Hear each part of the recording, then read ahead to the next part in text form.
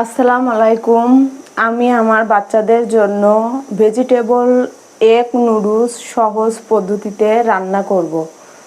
আমি এখানে একটি পাত্রে আগে থেকেই পানি বসিয়ে দিয়েছি। পানিটা হয়ে গেছে, এখন আমি নুডলসগুলো দিয়ে দেব। নুডলসটা 5 মিনিট সেদ্ধ করে নিব। সেদ্ধটা হয়ে গেলে আমি আলাদা করে রেখে দিব। নুডলসটা সেদ্ধ হয়ে গেছে, ধুয়ে আলাদা রেখে দিয়েছি। আমি রান্নার জন্য কিছু সবজি নিয়েছি, কিছু মিষ্টি কুমড়া, একটু আলু, কিছু বটবডি, কিছু পুঁই শাক, কিছু সবুজ শাক। ডিমটা আমি একটু ফেটে নেব। ডিমটা আমি হালকা একটু ভেজে নেব, বেশি কড়া করব না। বেশি কড়া হলে ছোট বাচ্চাদের খেতে অসুবিধা হয় এবং ডিমের পুষ্টিটাও নষ্ট হয়ে যায়। এখানে আমি পরিমাণ মতো একটু দিচ্ছি। ছোট বাচ্চা যেহেতু, তাই আমি মরিচটা ব্যবহার করব না। এখন আমি এক এক করে সবজিগুলো দিয়ে দেব। সবজিগুলো হালকা একটু ভেজে নেব, যাতে সবজিগুলোর থেকে কাঁচা গন্ধটা চলে যায়। এই সবজিগুলো ভাজা হয়ে গেছে, এখন আমি শাকগুলো এর সাথে অ্যাড করব।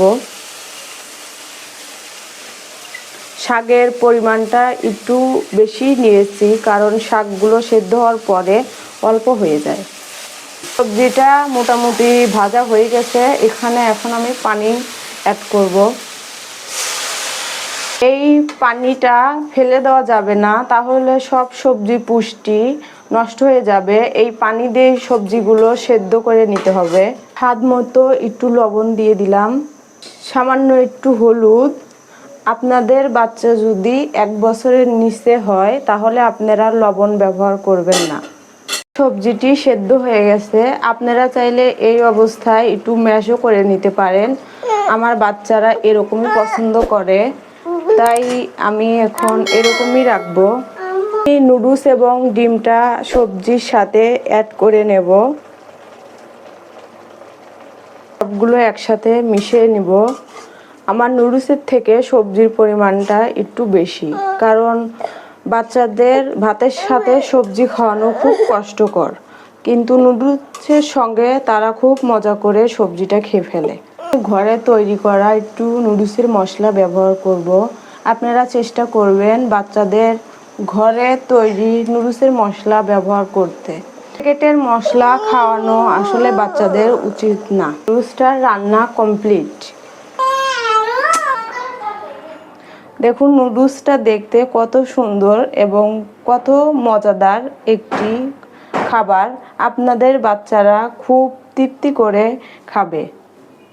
আমার 2 ছেলের দেখুন কি অবস্থা, সারাদিন শুধু দুইজন দুষ্টামি, ঘর দুয়ার অগোছালো করে রাখে। বাবা আসো, খাবার খাবে না? কেন? দেখুন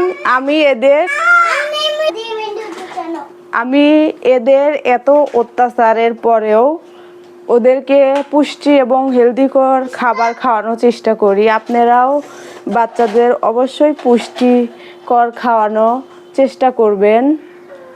আমাদের পরবর্তী ভিডিওগুলো দেখতে আপনারা বেশি বেশি লাইক করবেন। ভালো হলে কমেন্টে জানাবেন পরবর্তী ভিডিও দেখতে। আল্লাহ হাফেজ।